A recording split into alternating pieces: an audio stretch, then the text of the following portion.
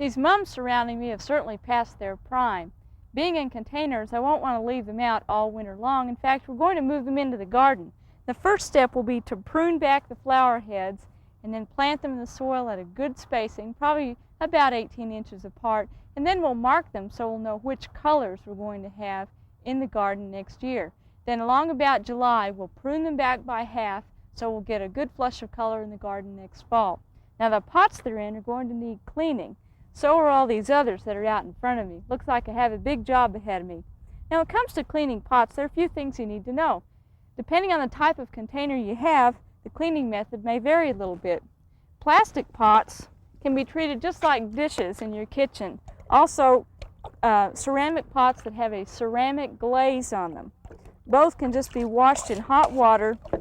In fact, the plastic ones, if they won't bounce around too much, you can put them in the dishwasher.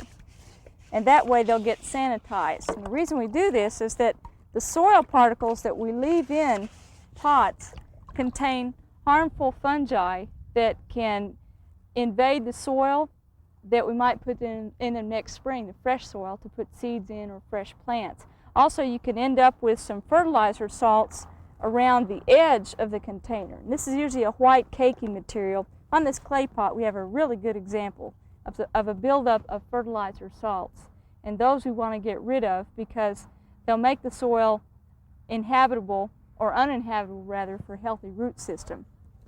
Now what I've done after I've washed these plastic pots is I've dipped them in a 10% bleach solution. This is just 1 part household bleach to 9 parts water. And then just stack them over here to dry. Now when you use a bleach solution, you have heavy concentration of chlorine around the surface. And it's not a good idea to plant directly into those pots. Let them dry out and let them air out for a few days before you put soil back into them, because the chlorine is harmful to the root system. Now with clay pots, they're a little bit more of a challenge to get clean. It's a porous surface. You can get buildup of the fertilizer salts and also a big buildup of algae on the surface.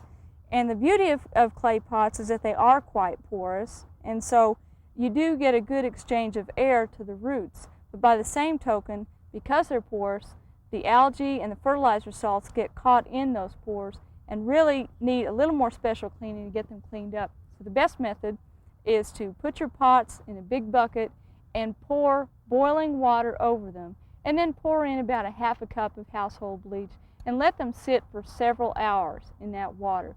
Then take them out and brush them, put them in clear water, brush them clean. You might want to dip them in a bleach solution again like the plastic pots and let them dry, and they should be ready for planting next year. Right now, as we slow down the garden season, this is a good chore to get done. It's pretty tedious, but it's very worthwhile.